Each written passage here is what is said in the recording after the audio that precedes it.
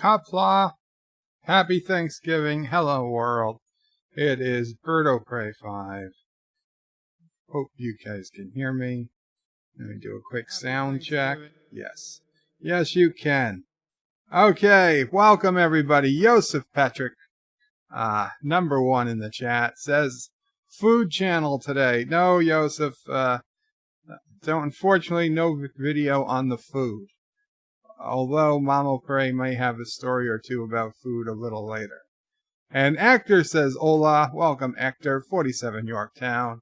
Says, hello, Mr. Bird, welcome 47 Yorktown. Captain Cat says, hey, bro, welcome Captain Cat.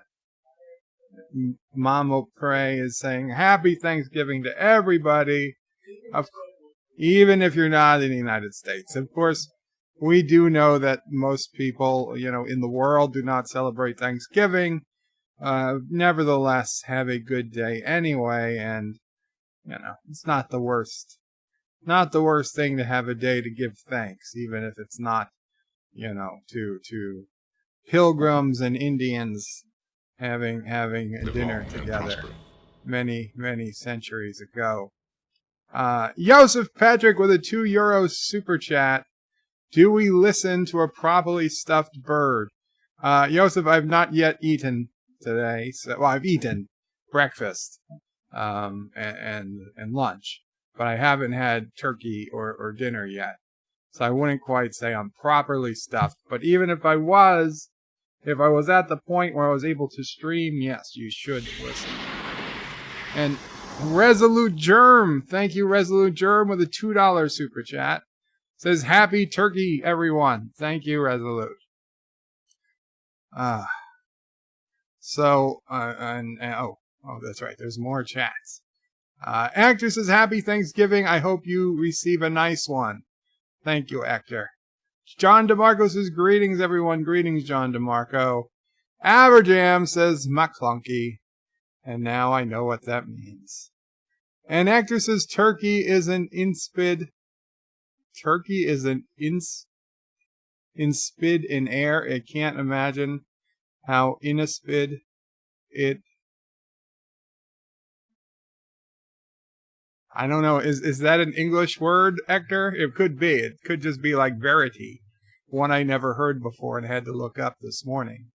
Hector says turkey is an inspided in air. I can't imagine how inspided it is if you eat it inside a jar. Is that mean like fragrant? That it smells a lot? Because I'll tell you, not an hour ago, the scent in here was quite powerful from the turkey, to the point that I was almost getting sick. And MomOPrey ended up changing cooking methods from oven to broiler, roaster to an electric roaster, so it wasn't overpowering the house with its fragrant smell of just a little too delicious to handle. It didn't help that I just woken up from a nap, because I was awake since 4 this morning, because I woke up at 4 and wanted to finish working on my Star Trek Picard countdown comic book video, since I didn't see many of the regulars, anyone really, of the regulars mentioning the countdown comic, and I got it yesterday. I got it delivered to my Kindle, but I had already put out 3 videos yesterday, and I was neither ready to put it out, nor was I able, because I went working on it late into last night, and then woke up at 4 in the morning, continued working on it, and once it was out, then I took a bit of a nap, although it even wasn't that long of a nap, and I woke up to, yes, an overpowering smell of turkey. An actor says inspid equals tasteless. Tasteless? Well, if anything, I'd say it's you saying turkey's tasteless? Turkey tastes delicious. Aberjam says, happy Thanksgiving, family. Oh, pray. Thank you, Aberjam. I don't know. What should I wish somebody from the UK? Sorry. Sorry we left? Yeah, sorry we left. Not sorry, not sorry. Joseph says English can be suffrage. Indeed, English is a lot of suffrage. A lot of suffrage. And I think Abijam says that InSpid was horrible, but then he erased it. Admiral Saval says, yo, welcome, Admiral Saval. Admiral Saval, I think you're in the United States. And if so, happy Thanksgiving. And if you're not, happy Day of Thanks. Actress is not having a strong taste or character or having no interest or energy. The Cambridge English Dictionary. Well, thank you, actor. I would have to disagree. Vestly. Veritiv. I know, I'm using that wrong. Peter Quinn says, hey, BirdOPrey5. Welcome, Peter Quinn. Happy Thanksgiving, treasonous American. And even I've turkeyed, says Peter Quinn. Well, then, maybe we're not so treasonous after all.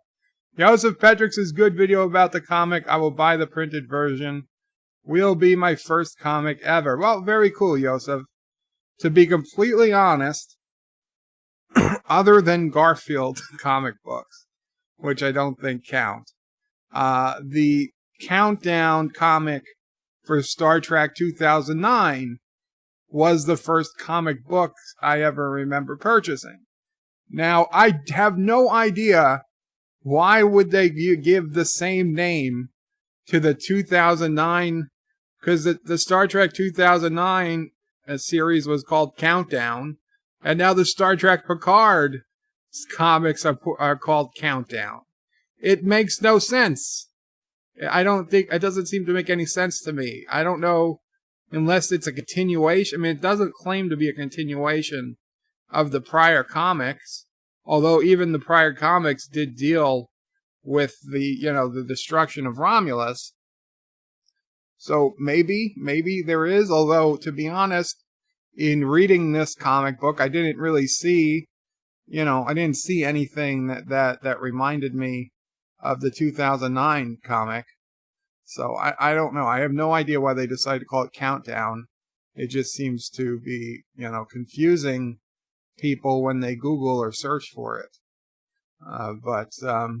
So yeah, I put in the dates, Joseph, when they're released. What I did was I got it digitally. I also ordered a physical copy through eBay, but that copy is not going to be here for another few days. But I wanted to do my review right away, so I actually bought a second copy from Amazon, so I could get it downloaded to my Kindle. And at first I was reading it in black and white on my Kindle, and I was like, oh shit, I can just read this on my computer and it will be in full color. And sure enough, it was, and that's let me get more screenshots. Although you saw in my video, I put an explanation. The first 5 pages they released publicly, so I didn't mind putting the full first 5 pages in the video. But after that, obviously, I didn't want to put all the pages they didn't release. So I just used very sparingly specific parts of the last pages. So, what I needed for the review. But there's, I'd say, 8 to 10 pages that, did not appear in the video that are in the comic book. And although I did say, I will venture to say I gave a pretty damn good summary. So I don't think there's going to be anything new in the comic book that you'll find. My intent was to give a summary in place of reading the comic book, because I know a lot of people, they just don't have time for comic books, or the comic books aren't their thing. They don't want to waste money on a comic book to then a show that they're going to have to pay to see anyway. Oh, but whatever the reason, still, if you enjoy it, I'm happy for you. And Peter Quinn says burnt bird meat is good. Aberjam says, seems like you Americans have a holiday every week. Soon enough. Not Ryan Johnson says, hello and kapla. Happy Thanksgiving to you and the family. Thank you so much, Not Ryan Johnson. Resolute Germ says the video was good, but that comic looks terrible. I didn't get into it in the review, but the actual the picture of, the design of Captain Picard on the cover, and later in the comic they have another full page picture of Picard. I thought it was just me. I was like, why? Why does this look so terrible? But, I don't have a lot of comic experience to compare it to. The Enterprise. The Enterprise is in it. But the Verity, which is an exact copy of the Enterprise F from Star Trek Online, the Verity looks pretty good. I think it's a pretty good looking ship. I thought it was hilarious that the first image that popped up when I looked for the Enterprise F on Star Trek Online was the exact same frame they seem to have drawn in the comic. I'd say they drew it off of that very same picture. It was probably their inspiration for drawing the Verity. You can see the same angle of the starship, the same details on both ships.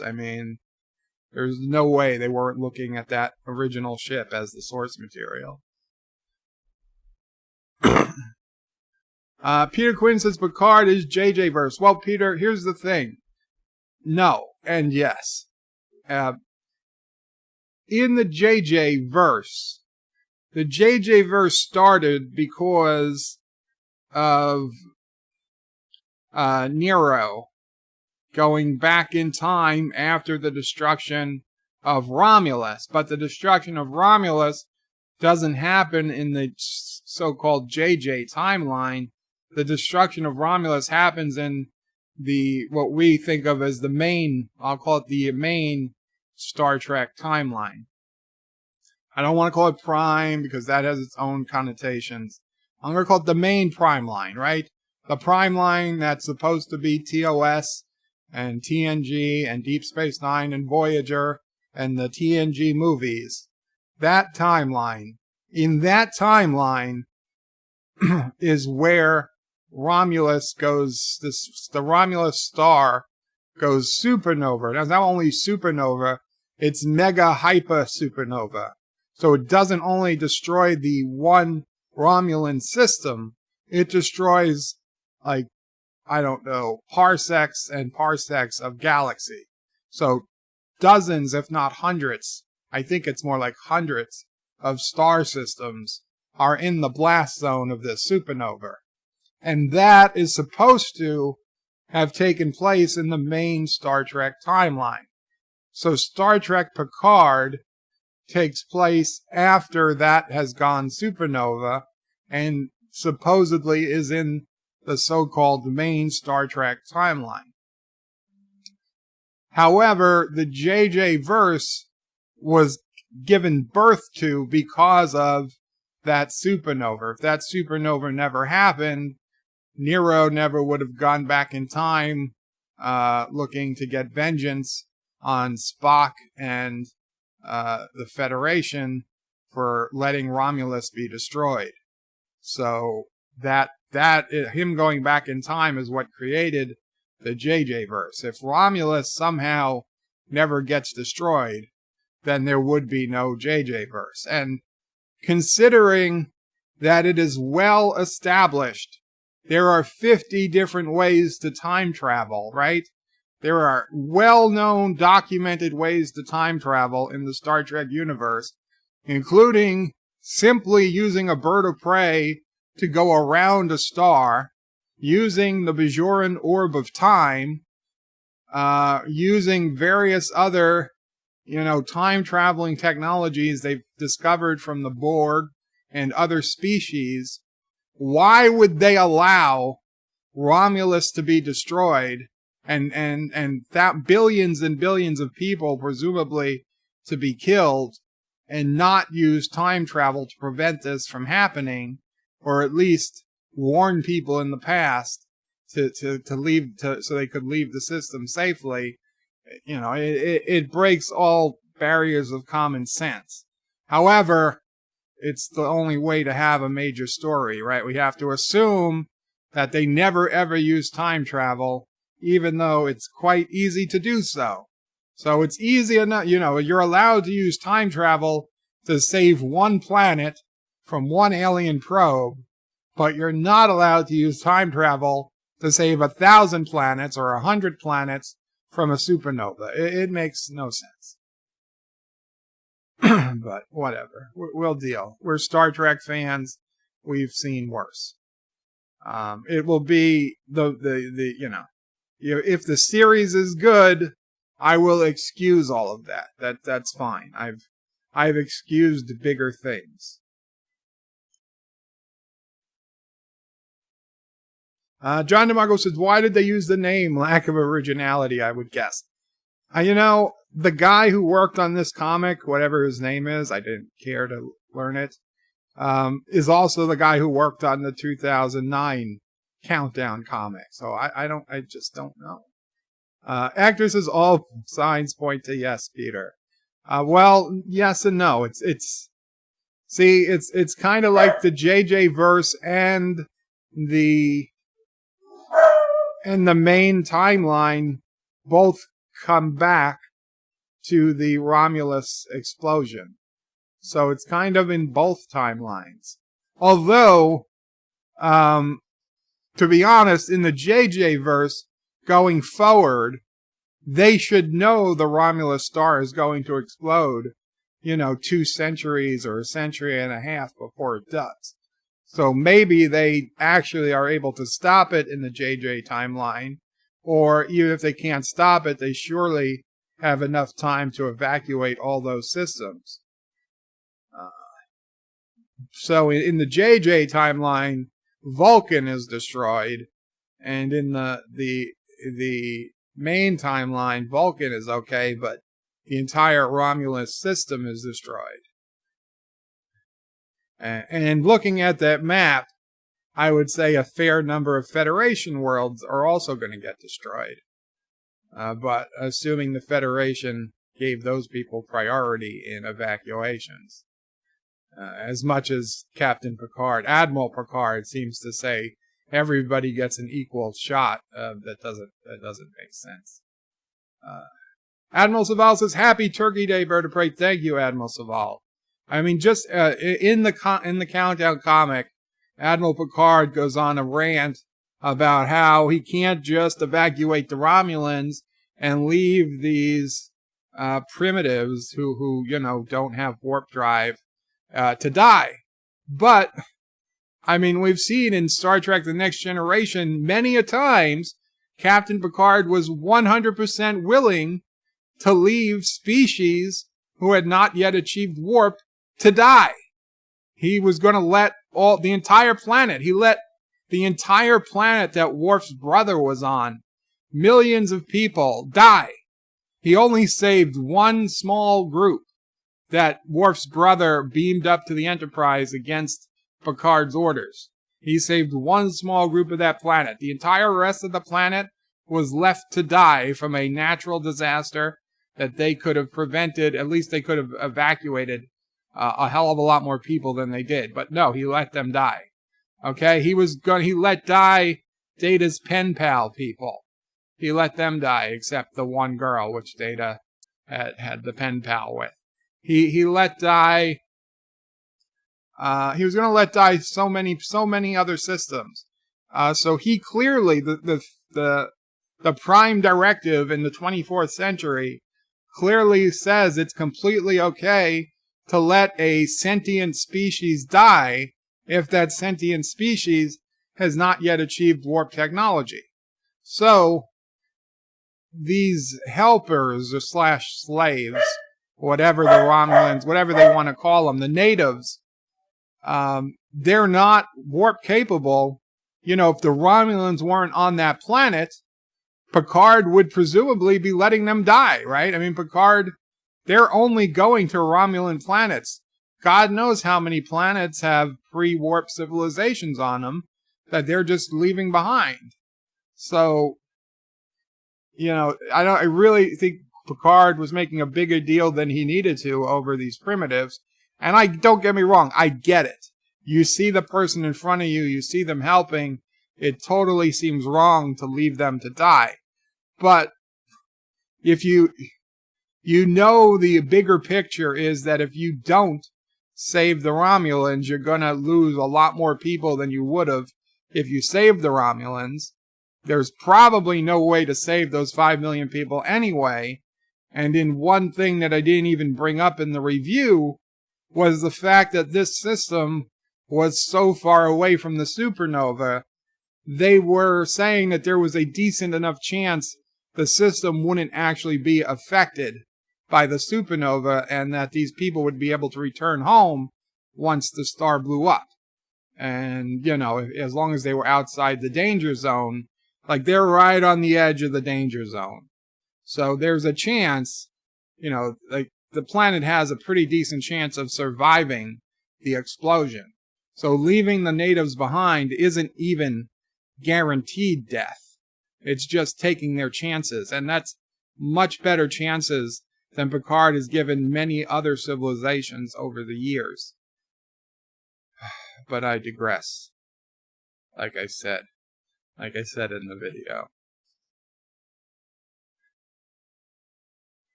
And thank you again, Admiral Saval. Not Ryan Johnson says, so Countdown is a crappy show. Well, that's what I get out of it. Well, it's not a show. It's a comic book. And I wouldn't say it's crappy. It's you know, it's different. It's something. And it's been a long time since we've seen Admiral Picard in action. Oh, and his first officer. Jesus Christ. Now, you also have to understand that on the Verity, Admiral Picard is also the captain. There's no captain. It's Admiral Picard and his first officer. So when him and the first officer beamed down for the away mission, you're like, this would never happen on the Enterprise. The entire point was the captain and the first officer don't both leave the ship at the same time. But for some reason on the Verity, hey, that's perfectly fine. But listen, I didn't mind that his first officer was a woman. The problem was when she just started calling him JL. It's like, no, you don't call him JL. That's Jean-Luc Picard. That's Captain Picard. You know, Beverly got to call him Jean-Luc a few times because Beverly and him had a little something going on. This woman, she doesn't have anything going on with Picard. They don't have a personal relationship. They don't have a history prior to his command. You know, you don't go on a new ship and call not only the captain, but the Starfleet Admiral. And you say, yeah, hey, JL, what you up to, JL? Can I get something for you, JL? Fuck you. Call me Admiral.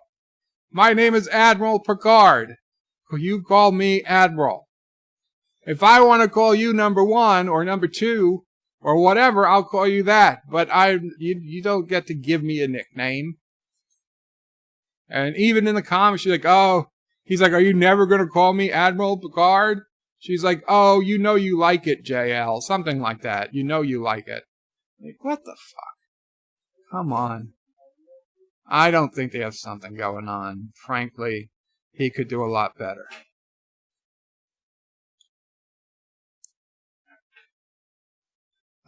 Yosef says, Richie Poole says, happy Thanksgiving. Thank you, Richie. Yosef says, you're abrogating the Oxford Dictionary. God damn it. Actor says, JJ verse / Discovery verse. Well, yeah. Well, here's the thing about it being the Discovery verse. I pointed out in the video, and I don't know if they did this just because it's easier to do in the comic, and they're going to quote unquote subvert our expectations for when we see Picard. But both the view screen on Geordi's in Geordi's briefing room on Utopia Planitia shipyards and the main view screen of the Verity use standard 2D view screens. However, the view screen on the Verity, it did look like there was a window behind it. Like on the side of the view screen, it looked like there were stars. So I believe the Verity has that front window / view screen that is common to JJ Treks and Disco the various Discoverse ships. So I think that's going to be in Verity. Now, I've not played Star Trek Online, so I don't know if anybody's used the Odyssey class in Star Trek Online, which is what the Verity is obviously based on. So I don't know if you've ever seen in the Odyssey class what the view screen looks like. I'd be curious if in Star Trek Online, if that Odyssey class view screen is indeed a classic view screen or a window view screen, like in the JJ-verse and Discovery. Aberjam says, Bird, do you like Babylon 5? If so, who is your favorite character? Aberjam, I watched Babylon 5 back in the day, but I haven't rewatched it, and I've forgotten most of the character names. At the time, I think I liked the station commander the best, but I wouldn't say that if Babylon 5 was like remastered, I would totally rewatch it. I tried rewatching it recently, and it was just like, ugh. And I know I shouldn't say that because, hey, I can rewatch TOS unremastered without a problem, but I tried watching Babylon 5 unremastered, and I was like, no. I feel bad, but I don't really have a favorite character, I would say. Gibraldi? Was he somebody? Richie Poole says, the kid and I are going over to my parents' place this afternoon. Very cool, Richie. Very cool. John DeMarco says, even if the Picard show turns out to be good, it's still going to be based on that ridiculous supernova from JJ-verse, which is annoying. And yes, I agree, but do remember that the supernova isn't in the JJ-verse. That supernova takes place in the main Trek timeline. Now, there is a little problem. And the problem is, and I'll point it out, because we were told the Star Trek 2009 comic takes place in the main Star Trek timeline. It's supposed to be canon, as is this Countdown comic. It is technically supposed to be canon. But the Star Trek 2009 Countdown comic has Captain Data. Literally called Captain Data, not Captain B4, Captain Data. So it makes no sense how it can be in the same timeline. Thomas Potts with a $1.99 super chat. Thanksgiving. Did I misspell Thanksgiving? Oh, Jesus. Oh, man. I'm sorry. I have to double check. Thank you. If I did misspell it, Thomas, I will fix it.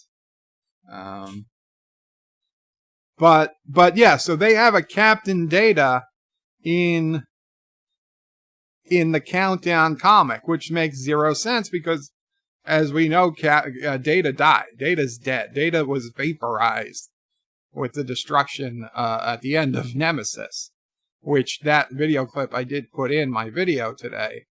So there is no way Data survived. Now, if you're going to tell me B4 spontaneously evolved into Data over the upcoming weeks or months, maybe, but does Starfleet give B4 a commission? Does Starfleet recognize B4 as Data, transfer his entire service record over to B4, change his name, and then give him command of a starship, of the flagship of the Federation? Because let's say B4 does, for all intents and purposes, become Data.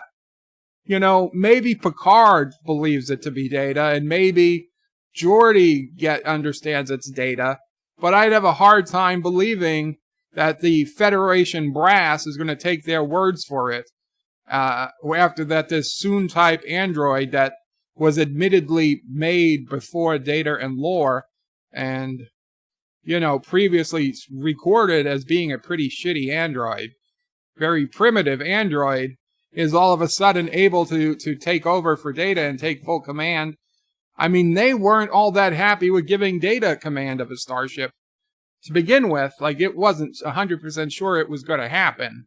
And now you're telling me that this knockoff Data gets to be a captain. I don't know. I have a hard time. So, there's a tiny bit of evidence to say that maybe the entire Countdown comic from 2009 and maybe the timeline that it's based on is in fact not the main Star Trek timeline, even though they told us it was. When you're given, irreconcilable proof or irreconcilable differences between the Countdown timeline and the main timeline, you either have to conclude that Nemesis didn't happen or that they're in two different universes. So somebody's lying somewhere. Or if not overtly lying, clearly just didn't think it through.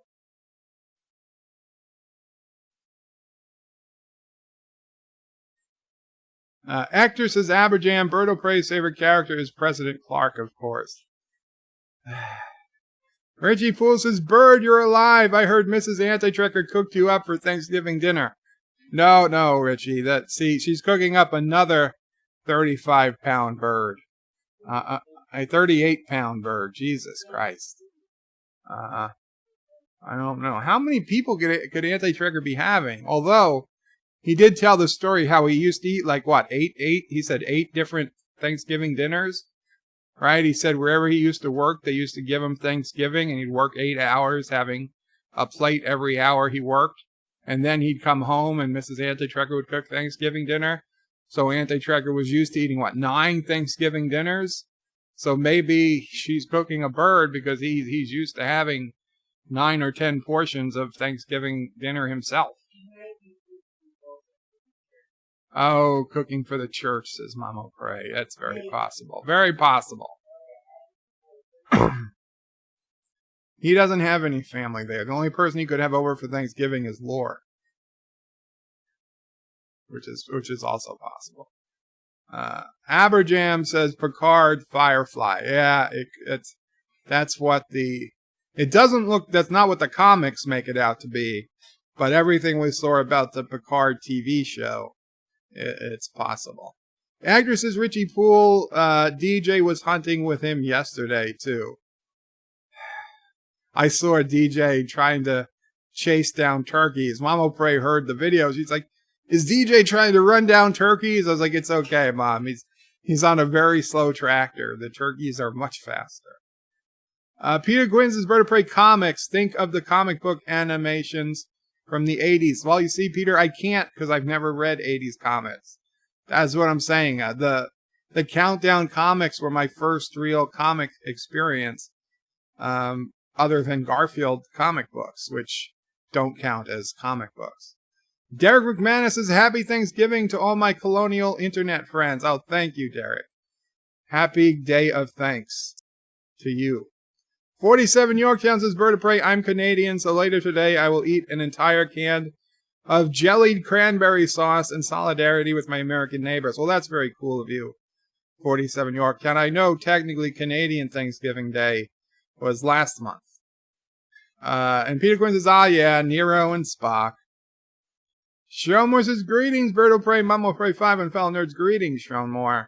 Aberjam Lowell's at Hector. John DeMarco says, I've heard reports that recent Star Wars comics have been borrowing heavily from fanship design, so it wouldn't surprise me if this comic is just copied the image of the Odyssey class. Well, is the Odyssey class fan design? I don't think so. I mean, I think, from what I've heard, that they're trying to give Star Trek Online quasi-canon status.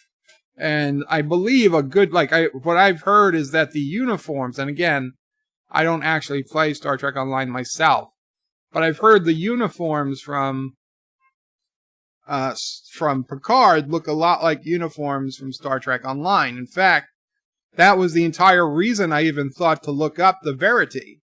Nobody told me. I was like, shit, I wonder if this ship looks like any of the ships from Star Trek Online. And the very first ship I thought to look for from Star Trek Online was the Enterprise F. And sure enough, literal first image returned on Google Images was that picture. I was a dead, it was a 1-to-1, I was looking at the drawing of the photo, of the digital image I was looking at. I was like, oh, damn, okay. That settles that. The Verity is an Odyssey class, or whatever they're going to call the Odyssey class. Peter Quinn says, yes, the first timeline. Then we have Ent from the First Contact timeline. Yeah, you start talking about all those different timelines, it's just too hard to count. It's like my favorite TNG episode, Parallels, where those millions of Worfs all come together. Shromor says, in greetings to Sassy. Hopefully well fed on turkey. Chaser of cats. Eater of cookies. Stalker of cardinals. Defiler of cushions. And Scourge of the squirrels. I don't think she's going to do any scourging today. Aberjam says, John DeMarco, nothing Star Wars does is original. Now is original. Agner says, repurposers, as Gary says. Ah, yes. Repurposers. And Admiral Saval says it wasn't the Romulan star that went over, it was the Hobus star system. Thank you, Admiral Saval. I believe you are in fact correct. The Hobus star system. That makes, I do remember that. It's in Romulan space. But yes, you're right. My bad. But it's close enough. Resolute Germ says, I refuse to consider the main timeline. The writing is too, this is the main timeline. The writing is too horrible to associate with good Trek. I'm with you, Resolute. Shromor says, hope you're having a great Turkey Day or Thursday in other lands. Aberjam says, I'm with Nerdrotic. Just treat Disney Star Wars as an alternate universe story. Speaking of Nerdrotic,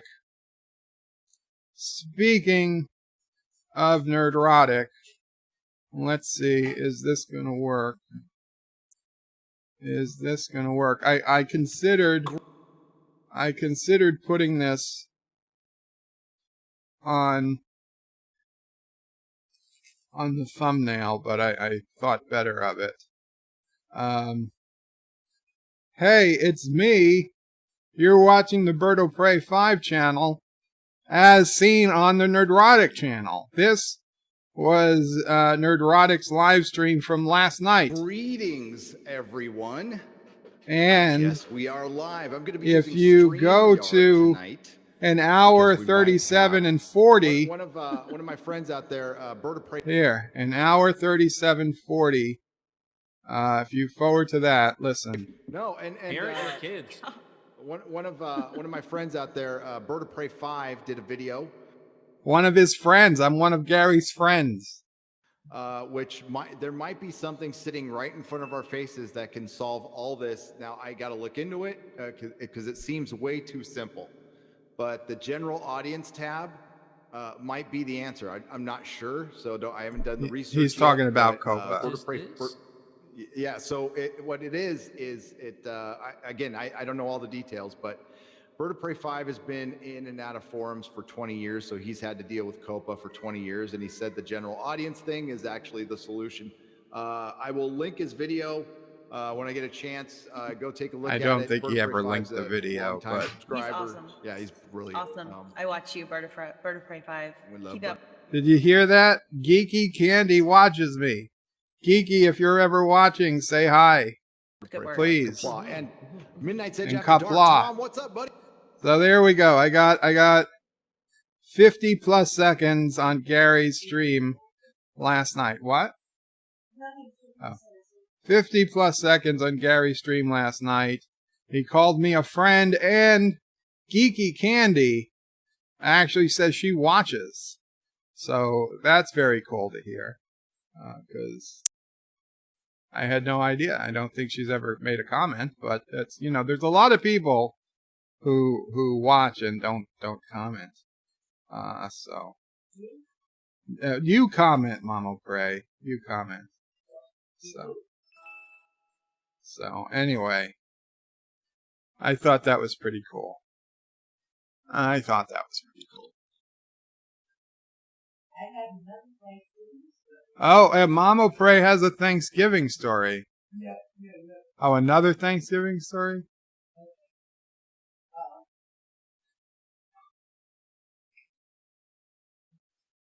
Look at Uh-oh. Oh, MomOPrey has the broom out. No. A mop. Mop has the mop.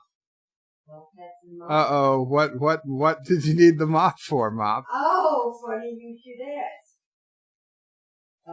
While you were busy talking, Uh-huh. and happy Thanksgiving, everybody. But, BirdOPrey will hear the Thanksgiving story as you guys do. So I moved the turkey. It's a turkey breast, not a whole turkey, but a fresh turkey breast. I moved it from the oven to an electric roaster. The only problem is I don't have a meat thermometer except for the one that's attached to the oven, that you plug it into the inside of the oven. So I wanted to see how much longer it was going to take to cook, and I took the pan. Did you try to plug the oven thermometer into... No, the roaster has its own pan inside. Okay. So I took the roasting pan with the turkey breast in it, put it in the oven, put the probe in it, got the temperature. I said, okay, I know what I have to do now.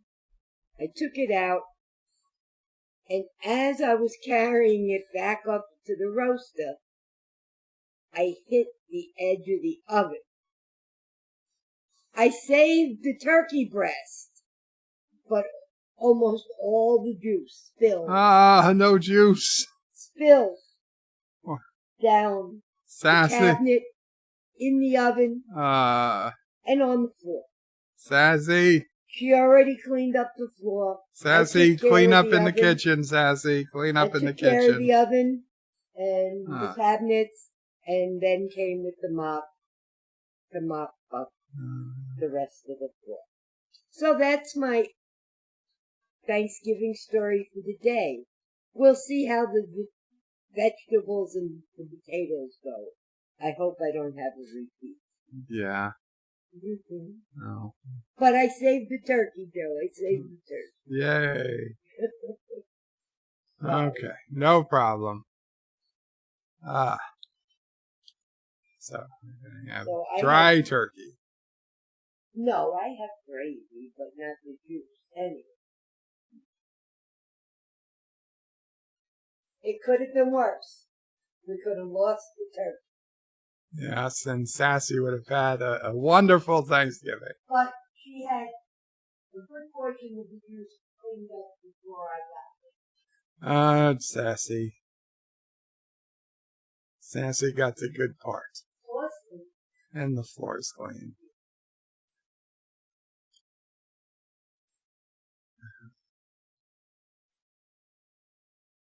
Anyway, actor says, oh, Juves.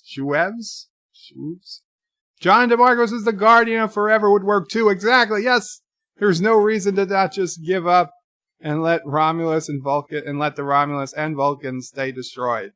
Absolutely no reason. They should never have let Vulcan stay destroyed.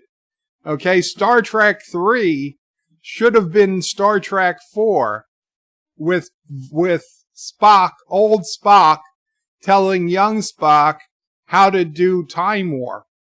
And they should have done time warp to save Vulcan in the JJ timeline. They should have done it. That's what Star Trek 3 JJ verse should have been. It should have been their time travel episode, their time travel movie to save Vulcan instead of Earth. And don't forget, in the JJ verse, there's still supposed to be a whale probe coming. You know, you would still expect a whale probe to be headed to Earth. So they still have to get some humpback whales at some point, too. I mean, hopefully old Spock told young Spock, maybe you want to pick up a couple of humpback whales before the probe gets to Earth, you know, so that, you know, all thousands of spaceships don't get impacted by this that we know it's going to happen. Peter Quinn says, share, I haven't Amazon, but there are ways. That's true. You don't have Amazon. Oh, yes. Right, to watch it. Yeah. Well, you'll find a way. Life finds a way, Peter. Agner says, we need Jean-Claude Van Damme to do proper time copying. Cinnabon Bunny says, gobble, gobble, everyone. Welcome, Cinnabon Bunny. Cinnabon was the first stream I was on this morning. Said, happy Thanksgiving to many of people.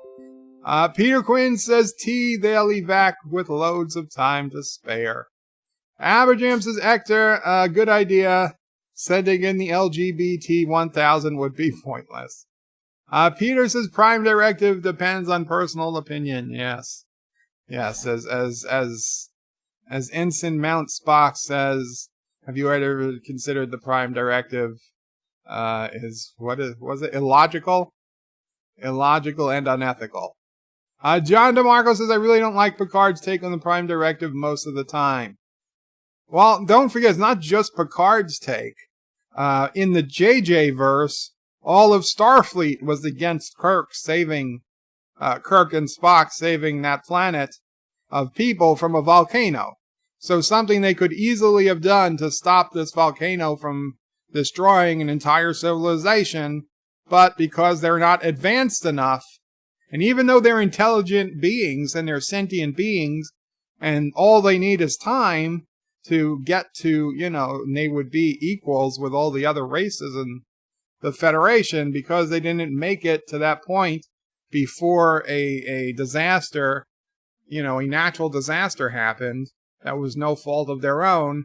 The Federation again reinforces that they just need to die. Shromor says, in a small group of Worf's brothers saved will have extra toes and flippers for after 2 generations. Inbreeding will be horrific. Picard was a monster. Well, they could let a few starships take shore leave on the planet. That'll inject a little extra DNA into it. And you can just tell them how to dress. Say they come from a faraway village, and just have some one-night stands. It's for the children. It's for the genetics. Peter Gwynn says, anyways, have to go. Gonna watch this debate. There's a debate. Take care, Peter Quinn. Aberjam says the Prime Directive is only there to give the crew of the Enterprise something to ignore. Peter Quinn says, TTFN all. Take care for now. Take care, Peter. Edgar says, goodbye, Peter. Admiral Saval says, it was a subspace supernova that destroyed the Romulan system, BirdOPrey. Okay, thank you, Admiral. I did not remember the exact phrasing. Aberjam says, Shronmore, I think the Klingorks are a solid proof of the inbreeding. Oh, boy. Agnes says, bird digressing? No, I've never witnessed that before. Wesley says, BirdOPrey, happy birthday. Thank you, Wesley. And John DeMarco agrees, calling him JL was stupid. Wesley crushes BirdOPrey, greetings, birds, turds, and hams. And mashed potatoes. And pumpkin pie. Thank you. Thank you, Wes. Aberjam says, bird doesn't go off on a tangent. He goes positively perpendicular. I like it. I like it. Shromore says, Aberjam, that explains, it would explain a lot. Cinnabon says she has something on Picard, probably. She's gonna Me Too Picard. John DeMarco, that's probably why he leaves Starfleet. We think he left Starfleet because he was sad of Data dying, or that he was sad that Romulus got destroyed, or he found out about Section 31. It was no, he's gonna get Me Too'd, so he left. John DeMarco says, in the deleted ending from Nemesis, Riker pranked the new first officer into calling Picard by his first name. It was really embarrassing. Yes, I saw or heard about that. Not Ryan Johnson says, F you, call me Admiral. Yes. Cinnabon Bunny says he got a little handsy one night. That's what I think happened. He got a little bit too much Romulan ale. And he's like, whoa, here, come here, number one. There's something I've always wanted to try. It's like, oh, Admiral.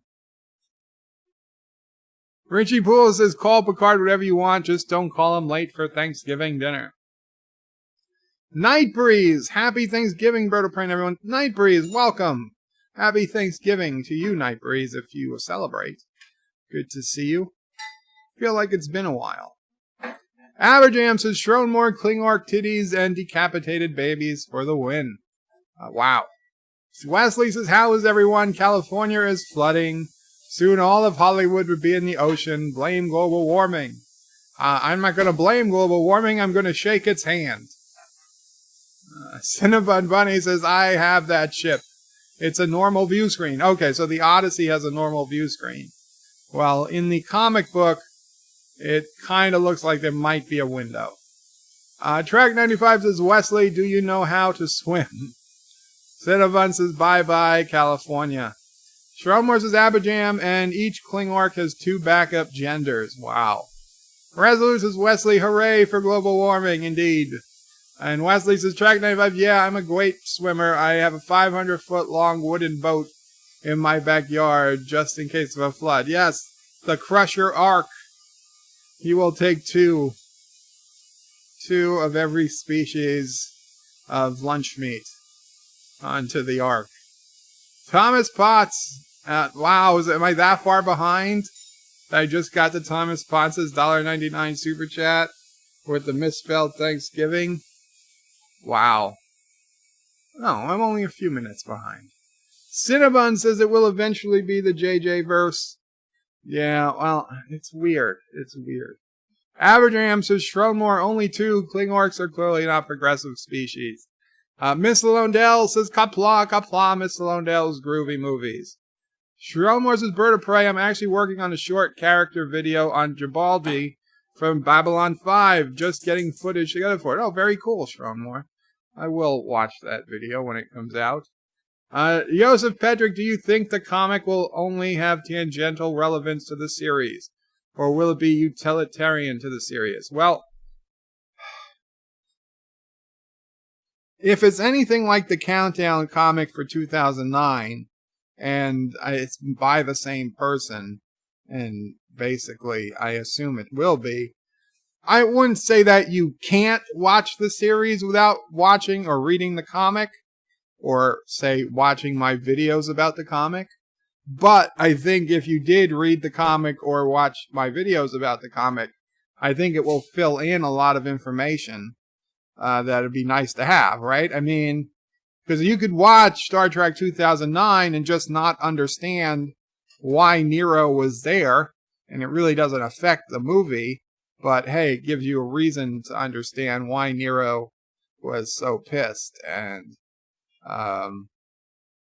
you know, that there was this whole thing, this whole Romulus, you know, evacuation that the Federation supposedly botched. Though in Picard, Picard is told that all the best scientists are giving Picard at least a year before the star goes supernova, super subspace supernova, whatever. But you can tell as soon as he says that doesn't mean a year. It probably means like a week. Because clearly we know that most of Romulus does get destroyed. A lot of Romulans die. So clearly the star goes supernova before they thought it would. And Nero blames the Federation. And Showmore says, I read that one. Trek 95 says, Happy Thanksgiving, Trek 95. Aberjam says to Miss Lundell, McLunky. Joseph says, anyway, I think that by watching YouTube, we have a plethora of information about Picard. Yeah, you don't have to read the comic. I mean, videos like mine, and I'm sure there's going to be dozens of them out there before, you know, the week is up, we'll give you all that background info. Ms. Lodell says the best B4 could hope for being is an ensign. Yeah, you see, honestly, I don't think B4 has a future in Starfleet. Aberjam, was Data before, or was B4 before Data? B4 was built before data was built. B4 was built before lore was built. B4 is like an Apple IIc, whereas data is and lore are like an Apple Macintosh, So you can only, you could say, well, if you really improve the software on a slower computer, you can have it perform as well as a faster computer to a point, right? Like if I have, let's bring it up into modern times. If I have an Intel i5 processor and I'm running a 3D rendering program and I'm getting like 30 frames per second, which isn't bad, and all's fine. But then my computer burns up or gets destroyed by an alien spaceship, and now I've got an Intel i3. Well, now if I run the same software on the i3, I'd be lucky to get, say, 12 frames per second. So I say, okay, well, I've got crappier hardware, but if I'm a really smart programmer and I go back into the code and I edit the code of whatever is creating those 3D renders, say AutoCAD, right? I say, hey, I'm better than all these idiots they got working at Autodesk. I can make their code run better. And I edit the code and I find, novel ways of running things to create 3D projections. And I reduce the code by 50%. And now, hey, I can run the same code. I can make the same 3D objects at 35 frames per second on my i3, even though I was only getting 30 frames per second on my i5. Now, that's certainly doable. It's within the realm of possibility, okay? But I don't believe that B4 was an i3 to Data's i5. I believe B4, he looked like a Pentium 1, like a Pentium from, 1999 or whenever they came out. And there's no way you can convince me that you're going to be able to recode AutoCAD, whatever version they're up to, probably 25 by now. You're going to be able to recode AutoCAD 25 to run on an original Pentium chip, as opposed to an i7 that it's probably designed for. It's just that's beyond the realm of possibility. And just how simple and frankly stupid B4 looked, while he's still an amazing achievement compared to, an Android we'd have today, compared to Data or Lore, he was really bad, really far behind. So it doesn't seem to me that B4, even with Data's memories, maybe he could eventually figure through Data's memories, but I don't think he could ever take over and literally become Data. Kennewick says B4 doesn't have Data's soul, and Bird is putting 10,000 times as much thought into this as the new track writers. You know what, Kennewick? I'm sure I am, but that is the life I've chosen, and you've chosen as well, I'm sure. Shrelmore says Data put his memories into B4, basically killing him, and Picard had no problem with it.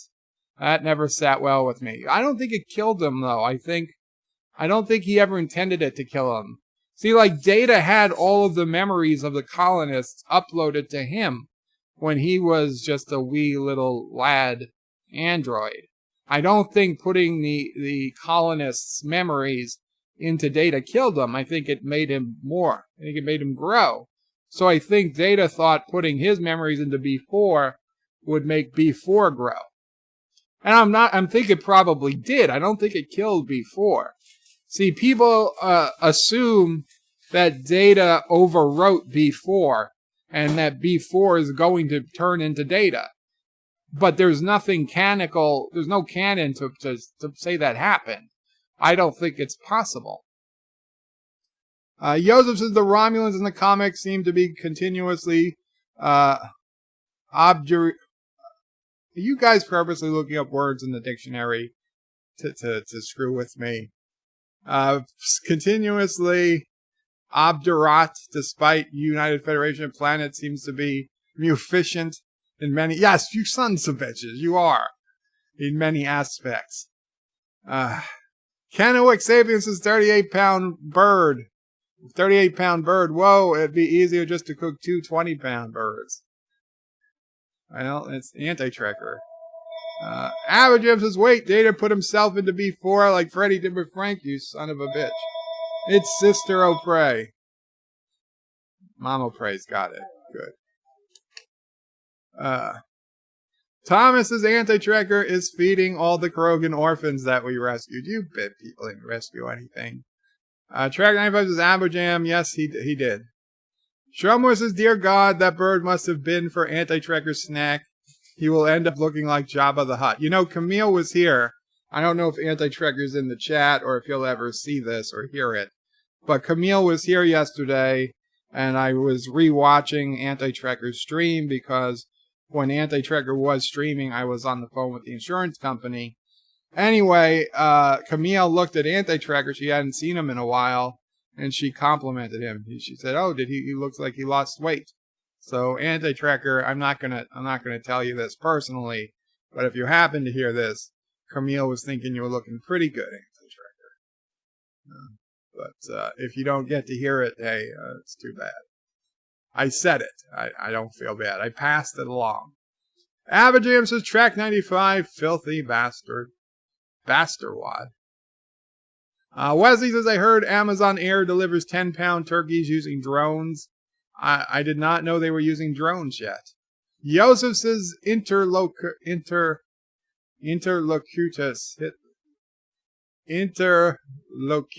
hit the like. God damn it, Joseph. Shreg95 says, Aberjam UK, thank you so much. Aberjam says, Google for turkey, Jabba the Hutt, good for a laugh. John DeMarco says, sorry, I didn't mean Odyssey Class is a fan design. I was just pointing out that comics these days seem to directly copy ship images. You know, John DeMarco, I would have zero issue if they wanted to copy from Star Trek Online in order to make Star Trek Online more canon. I mean, Star Trek Online is a giant base of beta canon that, you know, I'm happy when they bring beta canon into real canon. I don't think that's a bad idea. I actually enjoy it because I think the best beta canon should become alpha canon. However, if you're going to bring it in, but they clearly are getting like dates wrong and stuff. So it's never going to jive up with the Star Trek Online info.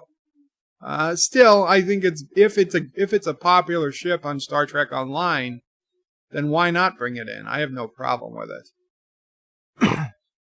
I wasn't trying to criticize them about bringing in a Star Trek Online ship.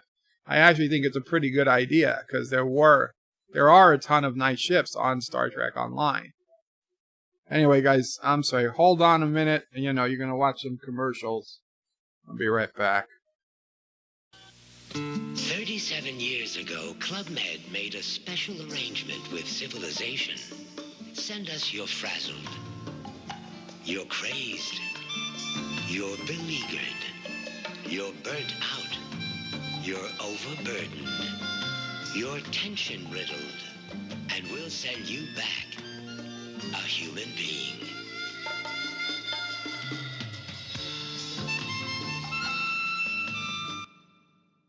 The Computer Factory wants you to get the competitive edge with the Apple rebate sale. Purchase a qualifying Apple system now and get cash back. Buy the Apple IIgs for only $549 after Apple rebate, or the Apple IIc for only $549 after rebate, or the powerful Macintosh Plus for only $1,449 after Apple rebate. Hurry in to your nearest Computer Factory store for their lowest prices of the year on Apple. Plenty of stock on hand at all Computer Factory locations. When that sun breaks out, lift up your head and shout, it's gonna be a great day. Kellogg's waits for you. That spirit comes shining through, promising you a great day. How could you think of starting this bright new morning without your K-double-L? Oh, it's double good with Kellogg's. You'll have a great day. Kellogg's has been making great days for more people for more years with more cereals than Kellogg's. Corn Flakes, Rice Krispies, Frosted Flakes. Product Those were the 19. days. Trust your mornings to Kellogg's. Very best part of starting your bright new morning is Kellogg's Way. Yay, I had cereal. Now I can plow this field to make more cereal. And yay, I can drive my convertible. Okay. Well, Club Med. Man, Club Med was Tinder before Tinder. And then there was the Apple II, which I just spoke about. What were the chances? Okay. Cinnabon thinks it was a fan design. That's possible. Like, I don't know how Star Trek Online ships come about. Ms. Lodell says if the Picard uniform is the same as the Star Trek Online uniform, they've changed the Star Trek Online one. Well, I don't know. What I was talking about wasn't that his uniform in the comic. It was the uniforms they were wearing in Star Trek Picard trailer that were the supposedly people said look like the uniforms of Star Trek Online, but I don't play, so I wouldn't know personally. Cinnabon says E's the winner of the design of the new Enterprise contest. They did. Was the winner of the design of the new Enterprise contest. They did. Huh. Sharonmore says, don't make me run. I'm full of turkey. Woof, woof. Wesley says, Cinnabon, hey, man. Cinnabon says, hey to Wesley. Miss Lindell says, regardless of what star is blowing up, one star cannot cause that much damage. That's malarkey. But what if it had super quantum torpedoes and trilithium inside of it? Wesley says, wow, Gary admitted he's friends with BirdOPrey5. Yes, can you imagine that? And Aberjam says, geeky and birds sitting in a tree. I wish I could sit in a tree. Trek95 says, Wesley, how are you? Shawmore says, BirdOPrey, hope you get a subscription boost from that. So do I. Cinnabon, she was thinking of BirdOPrey4, probably. Uncle Remus is geeky candy in disguise. I knew it. Mr. Miles says first. Welcome, Mr. Miles. And Wesley wants some geeky. Oh, come on, guys. Let's not all be perverts. Only I'm allowed to be a pervert on my channel. Wesley says he wants some geeky candy. Aberjam says, Wesley, I think that was more of a legal disclaimer. John Meyer says, greetings, TurkeyOPrey. Greetings, John Meyer. Wesley says, Trek95, I'm good, waiting for Thanksgiving dinner. Josh Street says, hi, Bird, MomOPrey, and everyone. Hope everyone is having a great Thanksgiving. Thank you. And then this is the point where MomOPrey told her story. Thank you, John DeMarco. Josh Street says, almost didn't have a Thanksgiving. Is Sister Opray okay? Yes. Okay, good. Okay,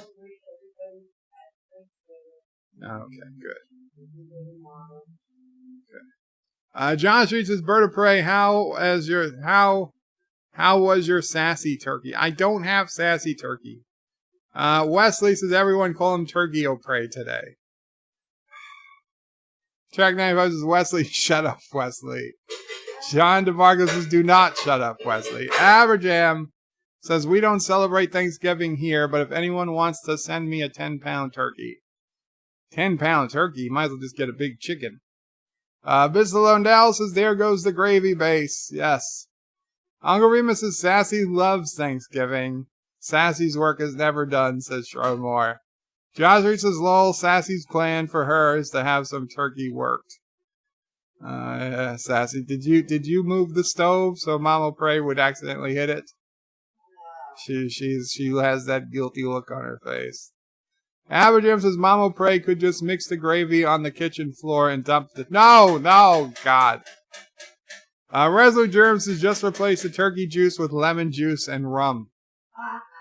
Agreement says, hey Bird, did you see the E.T. reunion commercial that aired this morning? No. It was actually pretty cool. Too bad a commercial. Too bad just a commercial. Watch the 4-minute version on YouTube. I will, Uncle Amos. I will try to remember to do that. E.T. reunion. Okay. Well, you know what? Let me put it up in my browser so I will not forget it. Because it does look like something I'd want to see. You're saying too bad, though. I don't think I'd want them to do ET2, you know, the return, or ET2 the attack. Maybe I would. You know what? Maybe I would be ET2 the revenge, and the AT aliens come back and start putting all the government workers into cells and start experimenting on them.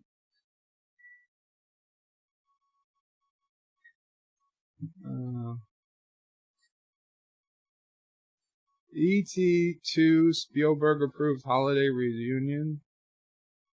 Well, I don't see one, but I'm sure I'll find it. I put in the keyword, so that'll be good enough to remind me. John Myers is a new Lifetime Network. MomOPrey saves. New on Lifetime Network. MomOPrey5 saves Thanksgiving. John Myers says, let's do the time warp again. Is that a song? Let's do the time warp again. I have no idea, John Meyer. Average AF says, Spock doing the time warp. I don't want to see him in fishnets. Thank you. Never mind. Or TYVM. Shromor says, BirdOPrey, did Sassy leave a few strategically placed chew toys in hopes she would trip MomOPrey and get the turkey? It might have been. Average AM says, DogOPrey is a shrewd pup. Indeed. Wazzy says, did Bird just say Romulans need to die? I don't think I did. And Wesley said, debate. What debate? I guess it's a UK debate. Mr. Lodell's Groovy Movies says, believe it or not, the application of the Prime Directive in the second JJ Track movie was the right thing to do. Kirk violated it, saving the planet and its people. Why do you hate undeveloped species, Mr. Lodell? I'm kidding, but while listen, whatever. I think it's debatable. Kennewick Sabian says Boris Johnson and Corbyn are debating in the Thanksgiving-hating UK. Interesting. Thomas Potts says, what's with you and Man on Man? First Frank and Freddie, now Picard and Riker. What are you talking about? Picard and Riker. I didn't bring up Picard and Riker. Well, that was months ago on the Picard trailer. Kennewick says UK has an election coming up. Shrum was a bird of prey and fellow nerds. If anyone gets notification that I'm live streaming on Mountains of Elysium, please ignore it for the next week or so. I'm only testing and trying to fix buffering. Well, Shrum, it's very hard to ignore one of those. I might come by and give you a hard time anyway. Trek 95, but thank you for the info. We will make sure we don't leave any other live streams we're heavily involved in. Trek 95 says, Thomas, I was not sure if I heard that right.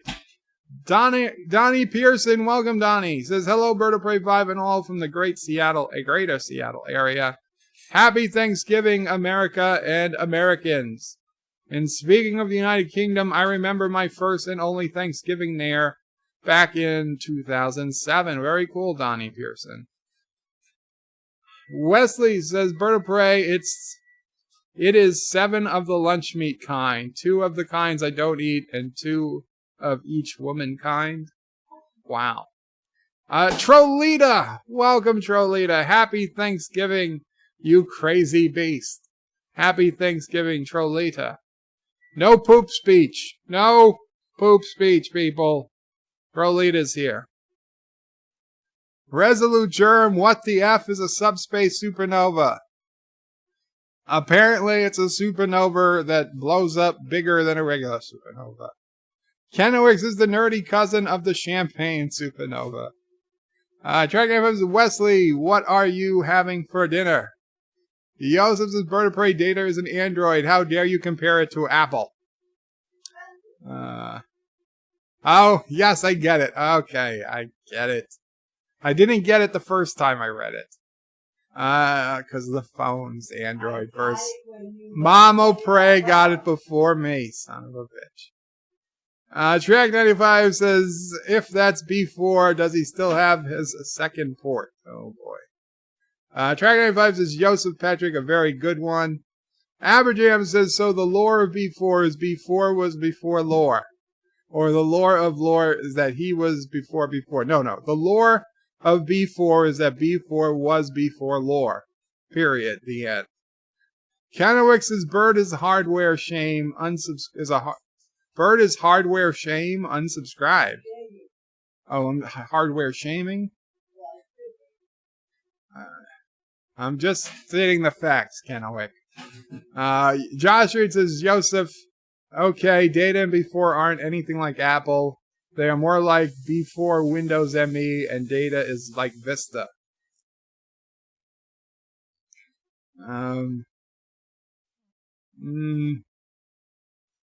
That's probably true. That's probably true enough.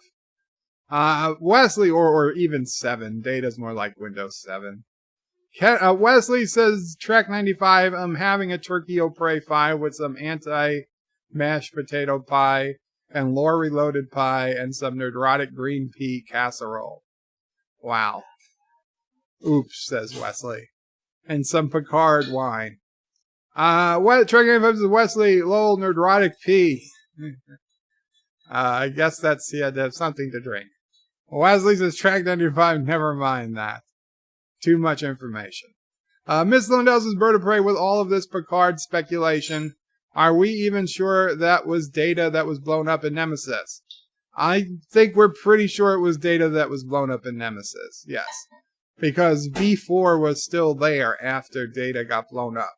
So even if you want to say, well, no, B4 just, took a spark of Data's memory, knocked Data out, put on his uniform, and beamed over, in an attempt to save Captain Picard.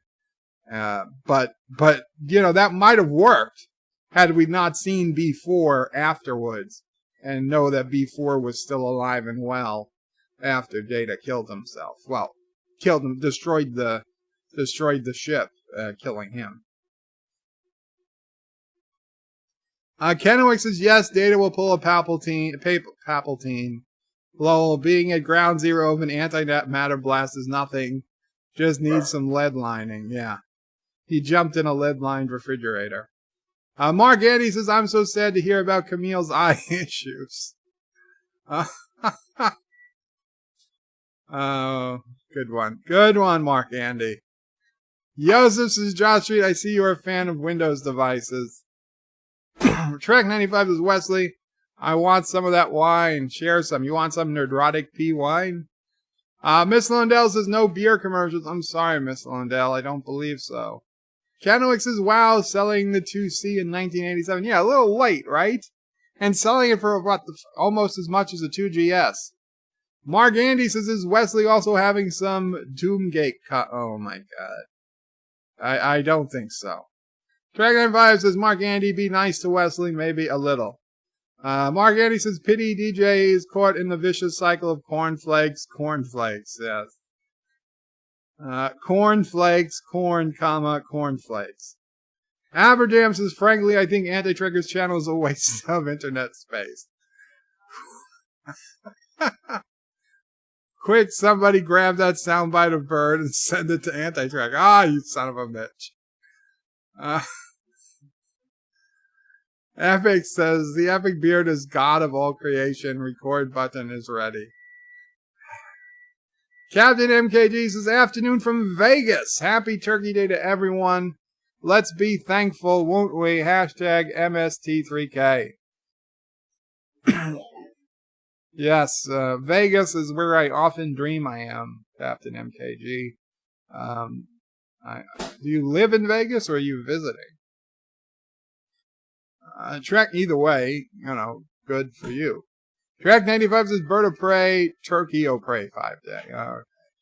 Sci-Fi Nation says, greetings, BirdOPrey, MomOPrey, Sassy-O-Prey, Sis-O-Prey, if you're there. And fellow nerds, very wonderful Turkey-O-Prey 5 day to all. Now, Sassy's nose is in the air. She's smelling the turkey. But no, Sis-O-Prey is not here today. Sis-O-Prey has been doing Thanksgiving with her friends for several years now. So we will probably see her tomorrow.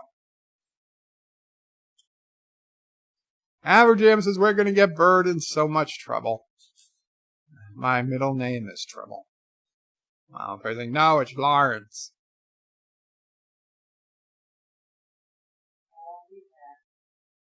Yosef says, show more buffering, a sex position I learned from the internet. Thomas Spot says, Bird of Prey, you mentioned me to moment with Picard and number one. Yes, well, his new number one, Thomas, not Riker. I'm assuming his new first officer is still called number one. I assume it's a title he gave to Riker, to Rafi Musiker, his new chick, and he'll give to his dog, which is very disturbing. And then Thomas Potts puts in poop emojis. Don't abuse poop emojis, Thomas. Trolita will report you. Miss Lewandowski's says, Bird of Prey, I don't hate undeveloped species. I hate it when an advanced species interferes with the development of that species and causes them to worship starships. Miss Lewandowski, is it worse for a species to start worshiping starships or to go extinct? If you can say that it's worse for them to start worshiping starships, then okay, I understand what you're saying. But their option wasn't that, hey, they have a 1 in 10 chance of surviving even if we don't interfere. Okay, they were going to be wiped out. There was no chance of them surviving. So even if they started a worship of starships and for 500 or 1,000 years worshiped the great starship of the sky before, they became all liberalized and forgot about religion, is that not still a better outcome than the total annihilation of the species? That's just the way I look at it. Wesley says, does no one have a life here? Yeah, neither do I. Well, I know my excuse. I'm stuck in a hospital bed. I don't know what the other excuses of the 27 people are who are here. Hopefully it's that you guys are multitasking, with your families or doing something and just have me on your phone so that your dog doesn't feel, your dog doesn't feel alone. I'm keeping your dog company. Shrubwar says, Joseph, I may be over 40, but never too old for buffering. John DeMarco says, it's been a while since I saw Into Darkness, but I figured that poser Kirk got in trouble, not for saving the species, but for revealing the Enterprise in the process. I think he got in most trouble for covering it up and lying in an official report. Don't get me wrong. I think he got in trouble for doing it. He would have had a reprimand, but I think the main issue was that he lied about it in the report. I think lying about it in the report was the biggest offense. And if he was going to lie about it in a report, I think he would have said, then you damn well better make sure your first officer lies about it too. Like, honestly, I think that's how they would have treated it at the time. Okay, if you're going to go ahead and do something like this, you got to do it right. You can't have your first officer tattletaling on everything you do, because that's not going to work. Either you both lie, you get your story straight, or you don't do it. That, I think, was the biggest problem. I honestly don't think they would have gave a shit about him saving the species if all the I's and T's were crossed. If they had found out about it, they would have said, best, bad, you get a demerit. Wesley says, Bird of Prey, sing a Thanksgiving song. I don't know any Thanksgiving songs. John DeMarco says Data closed the blast door at the last moment. It was made of pykdorium, so he was fine. Us, sing Us song. Us? I had never heard of Us. Abajam says, so, just to be perfectly clear, the lore of lore and before is that lore was before and before, but lore was not before, nor was before lore, but both lore and before were before Data, and who was neither lore nor before. Okay, let me double check this, but I think you're right. Just to be perfectly clear, the lore of lore, capital L, and before, is that lore, capital L, was lore, capital L, before was before. No, that's not true. That is not true. No. Before was before lore.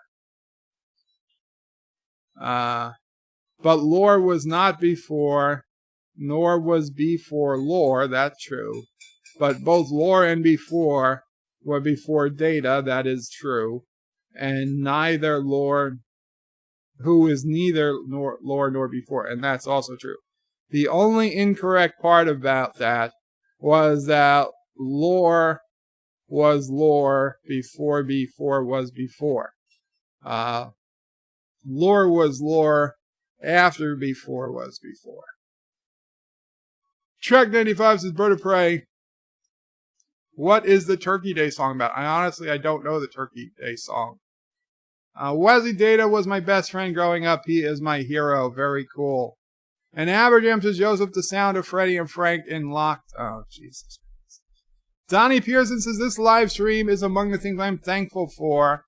Also among the things I'm thankful for, the food, my family, my friends, my home, the sun, the moon, the stars, the trees, the sea, liberty, justice, the earth, and the good Lord above. Well, very cool, Donnie Pearson. That is quite an extensive list.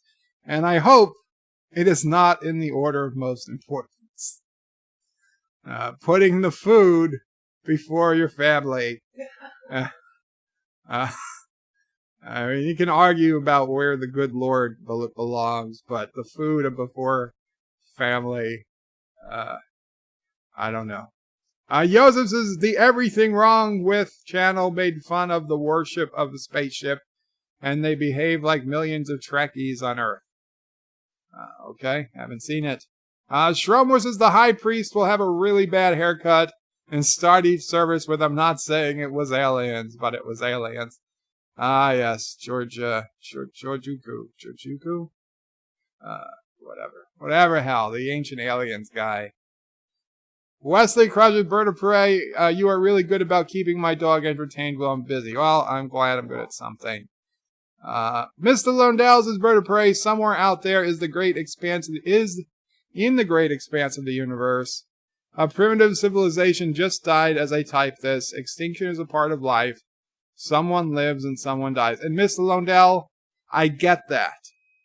However, if you're walking down the street and you see an old woman fall, do you not help her? Do you not call an ambulance? Or do you just say, everybody dies and keep walking? Right? You don't. You call an ambulance. Anybody would. Okay? So, in space, if you're going through space and you see a civilization about to be destroyed who doesn't have the power to save itself, you are making a moral decision to let them die. To me, that is the equivalent moral decision of walking past the street and letting an old woman die on the street because you refuse to call an ambulance. Especially when you have the power to save them. Now, it's not like you even have to really, if they didn't care about the spaceship being seen, it wouldn't have been a dangerous mission at all. It was only dangerous because they wanted to hide the spaceship. Trek 95 says, Wesley Crusher, what kind of dog? Joseph says, exactly, keep your lies consistent. Ferengi rule of acquisition, number 60.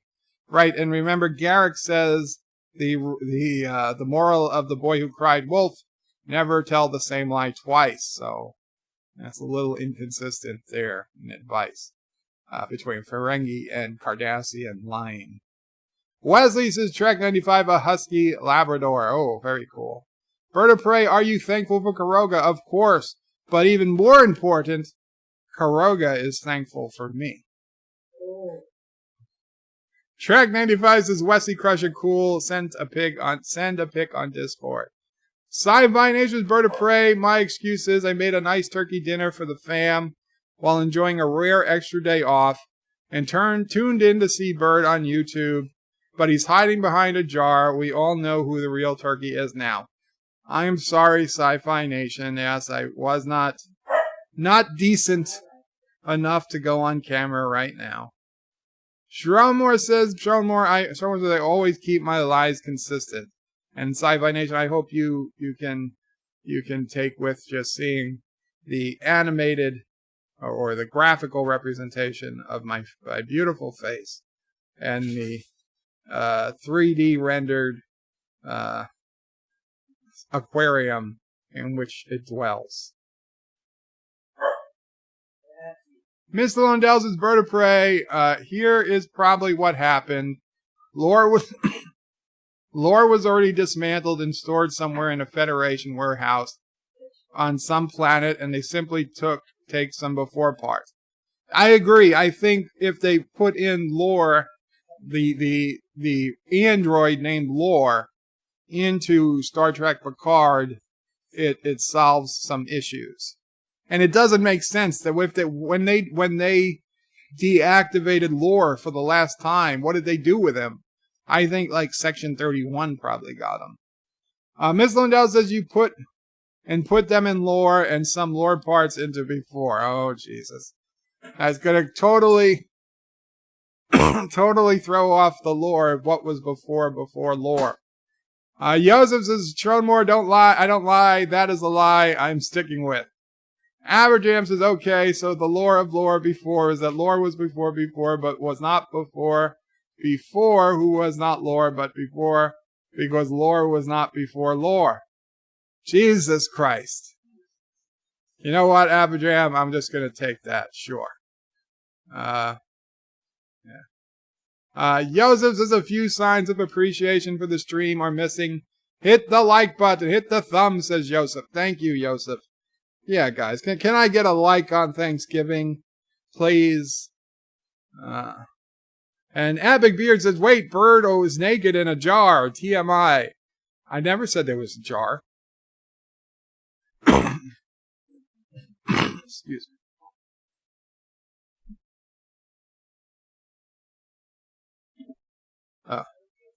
Mr. Lundell says, Bird of Prey. Of course I helped the old woman who collapsed in the street. Step back for a minute. Remember why rules like the Prime Directive exist in the first place. I know they exist to stop,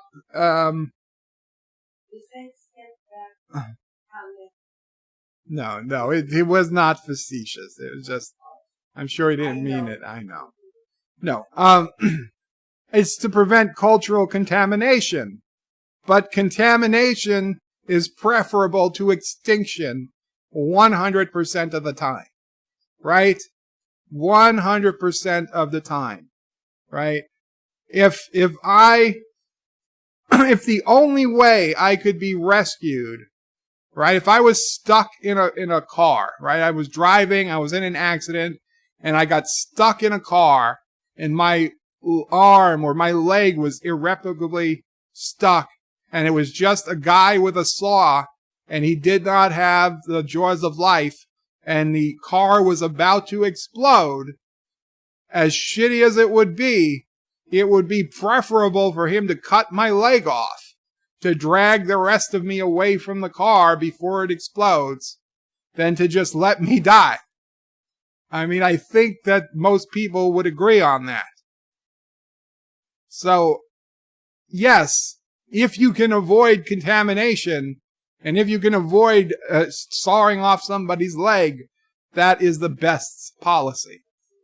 But if it gets to the point where it's either you contaminate them or they're going to die, or you're going to cut off their leg or they're surely going to die, you cut the leg. Joseph says, is this a nude stream?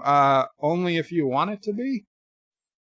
Wesley says, Bird is never decent enough for camera. Thank you, Wes. Aberjam says, the epic beard, better naked. The epic beard better than naked on camera. Epic says, true. Strummer says, I think you should always help. They can always help in secret, but if it means being seen, it's better than letting them die. Exactly.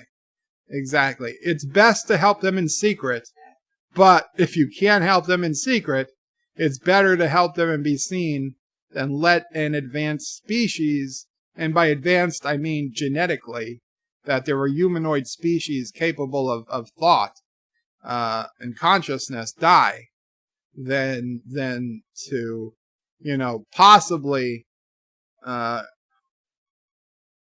cause problems with their belief system.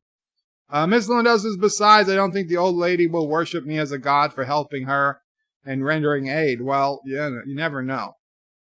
Is it worse that they worship somebody as a god? Would you rather they have no god and die than worship something as a god and live? It seems like you're very, very militant anti-establishment of religion. And it's not that they didn't have a religion beforehand. They were worshiping something before. So now they're worshiping a starship instead of a tree. What the hell's the difference? The tree's never going to come to life. The starship's never going to come to life. They'll just worship something else. Wesley says, BirdOPrey, I liked this video 7 times already. Well, thank you, Wes. Aberjam says, I really enjoyed this stream so much I hit the like button twice. Oh, boy. Yes, I get it. Yeah, you hit it once, it's a like. You hit it twice, it's unliked. Oh, boy. Aberjam waits for the penny to drop. Dejanafada Reams. Dejan. Is Dejan good? Dejanafada Reams. Says that BirdOPrey, I hit the like button. Thank you so much, Dejan. I hope that's good. Because I doubt Danan Jafada Reams is correct. But Danan, if you're still here, please give me the correct pronunciation, like you would explain it to an idiot, because I'm not so good with the pronunciations. Joseph Patrick says, if your arm gets stuck, he should cut off your leg. Did I say it that way? I might have said that. Yes, I did. Okay. If my arm gets stuck, he should cut off my arm. If my leg gets stuck, cut off my leg. Josh Street says, that BirdOPrey, you said if your arm was trapped. So how is the guy cutting your leg going to get you out of the car? Listen, don't ask questions, okay? Sci-Fi Nation says good old Kurogan biology. Oh, man. Listen, it's a limb, right? A limb is a limb. Mr. Liddell says, BirdOPrey, this Prime Directive thing would make one heck of a debate topic. It could. Although, to be honest, I just don't. I'm surprised that anybody would say that they should take death over possible contamination. Dejan Fada says, BirdOPrey, what would those aliens even think the starship was? Well, you saw it. They made a picture of it, and they were praying to it, so they probably just thought it was a god. You know what? I mean, for whatever reason, and obviously assuming that other planets have established religions that are not based on actual gods coming to their planet. Many a species, probably most species, have seen something unusual that they attribute to a god. Whether it's a meteor or a comet or an asteroid that hits the ground or a volcano, a geyser, something that they can't explain, and like, oh, great god of the geyser. And they worship it. It happens. That's what you do when you don't know how the world works, and something amazing happens before your eyes, you attribute it to a divine power, and you worship it. And they would have gotten over it, whether it had taken 100 years or 1,000 years or 2,000 years. But at least they were alive. Miss Londell says the aliens had a religion and Pretty Boy Kirk destroyed it. He contaminated culture. He did a naughty thing. Yes, but the volcano was going to destroy it. It was going to destroy it worse. At least in this timeline, now that they're alive, you know, somebody there remembers the old religion, and some of them who didn't see the spaceship themselves will still remember the old religion, and eventually they will probably have a holy war, and one side will win. Sci-Fi Nation hit it twice, one for each account. Thank you so much, Sci-Fi Nation. Joseph says, Joe, today you are ebullient, you son of a bitch, Joseph. New rule, new channel rule. Okay? We're going to keep language to a 12th grade level. Okay? A 12th grade level. Defanafada says, pronounce it D. John Fada. De John Fada. Thank you so much, De John Fada. Kapla, De John Fada. Welcome.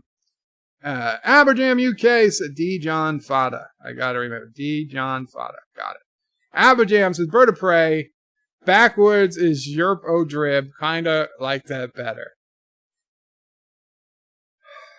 John DeMarco says, Pinekirk was definitely wrong to interfere in the culture. He should have prevented the catastrophe without revealing the ship, even if it meant sacrificing Spock. Now that's a much bigger debate.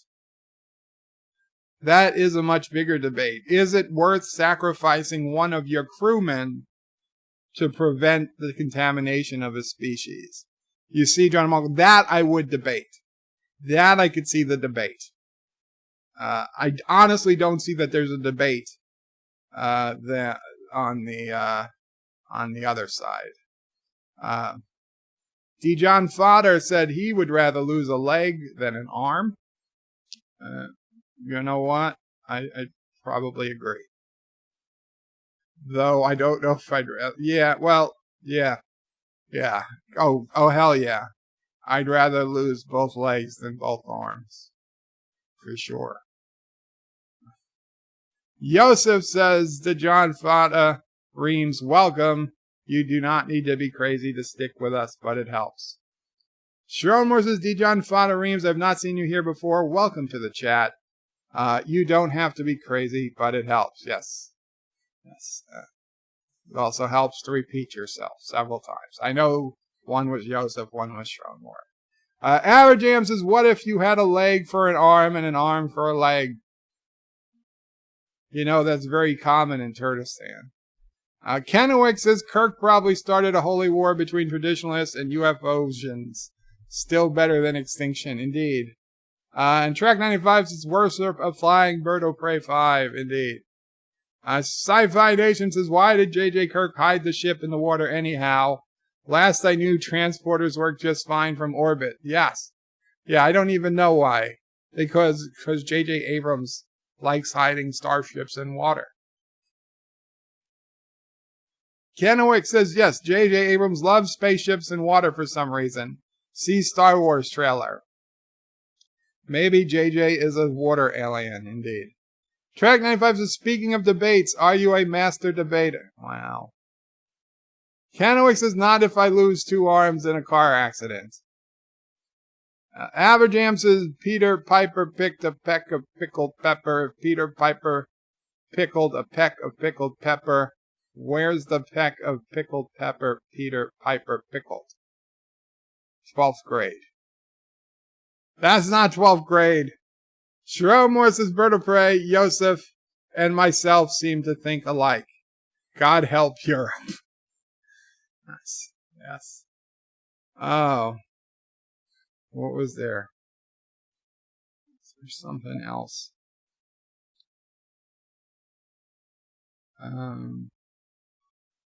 Did you want to tell your earlier story, or? Sure. I think MomOPrey is going to tell one more of her Thanksgiving stories, and then we're going to call it a stream from there. So, yeah, give MomOPrey a minute. Shrek95 says, thank you to Shromore. Sci-Fi Nation, that's 3rd grade. Birdman Karogan, 12th grade, i.e. kindergarten. No. Okay. MomOPrey, there's no camera. Don't worry. Okay. Am I good here? You're good there. Okay.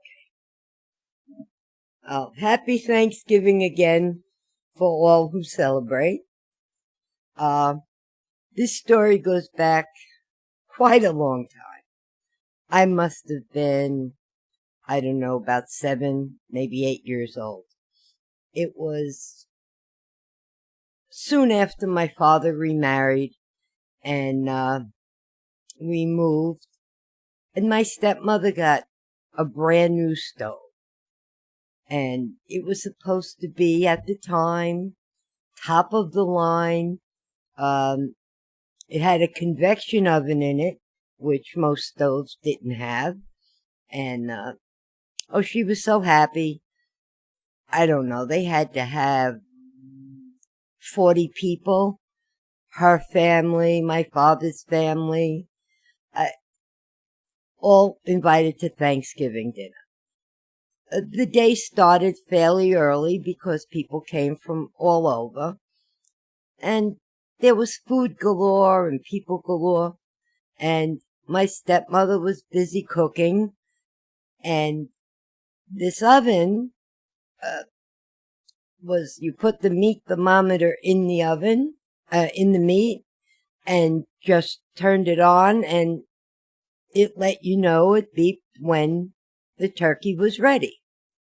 So she did that and went ahead and was busy cooking side dishes. The only thing she wasn't doing was any dessert, so she didn't bake. So all the other side dishes were being prepared on top of the stove. And my brother-in-law, I mentioned before that MomOPrey is quite a bit older than me.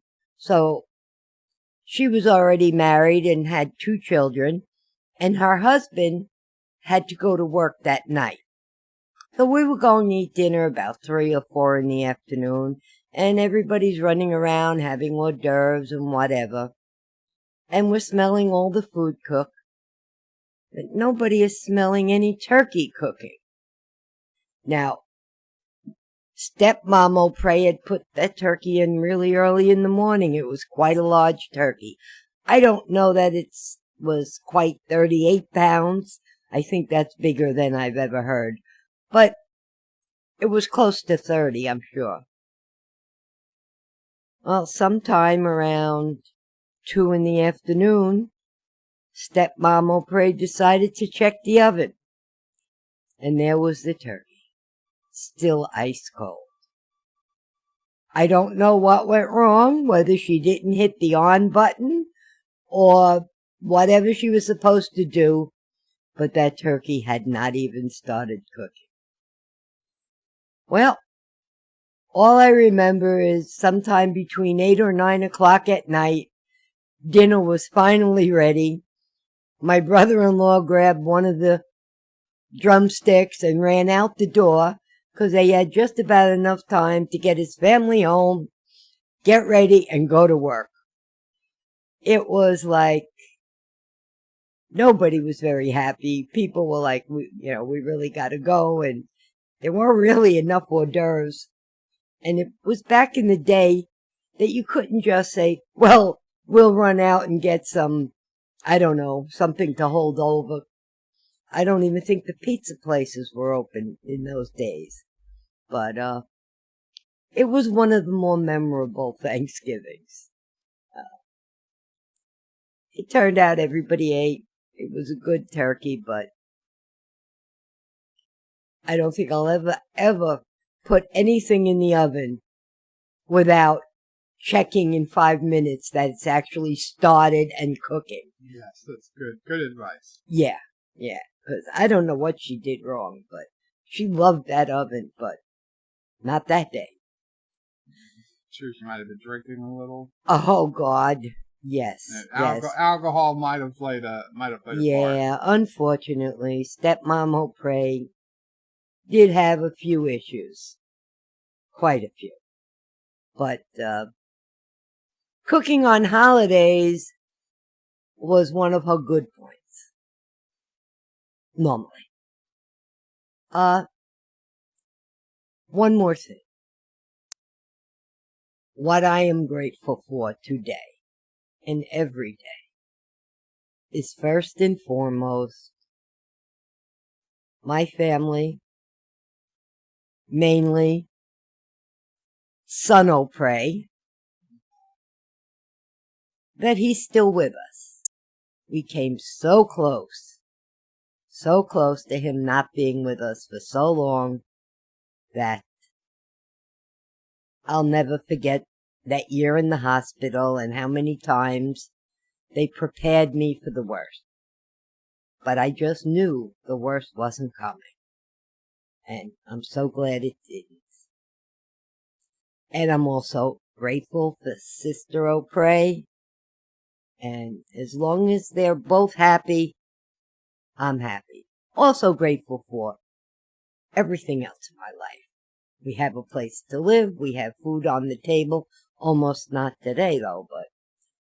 and all the other things. And I'm grateful that SonOPrey here has a nice group of YouTube friends. They pick on me all the time. Oh, well, that's mainly because you know who leads the charge. But they're good people. She means answer. Oh, is that who? Yes. But they're all good people. Even him. Average is saying, let's stuff him. Stuff who? Me. Well, I'm going to in a minute. When he gets off, I'm going to serve dinner. And there's enough here for him to stuff himself if he so chooses. Have a good night, everybody. Thank you, MomOPrey. And yes, I am thankful for MomOPrey, the family O'Prey, Sassy O'Prey, the house, my past boss, Sidney Frank, rest in peace, and his company and his company's policies. He's given me the wherewithal to have this home and to, manage to keep it despite not working and taking a tremendous hit in income. Although we probably will have to move at some point. But I couldn't imagine what it would be like if, God forbid, I did not have the disability plan, which, was almost like a 1 in a million shot that we had it.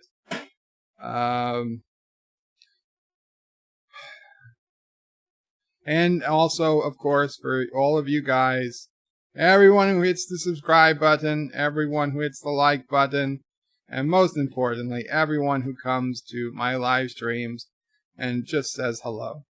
And says hi and talks about stuff, even if it's fake news about Frank and Freddie. BirdOPrey5, did you hear MomOPrey? Bird, you're the bird this Thanksgiving. I'm not the bird this Thanksgiving. She didn't mean I was going to get stuffed like that. Aberjam says, yay, MomOPrey. John DeMarco says, bonus story time. Donnie Pearson says, hello, MomOPrey. Likewise. Sci-Fi Nation says, happy Turkey Day, MomOPrey, from myself and Mrs. Sci-Fi Nation. Very cool. MomOPrey says, same to you guys.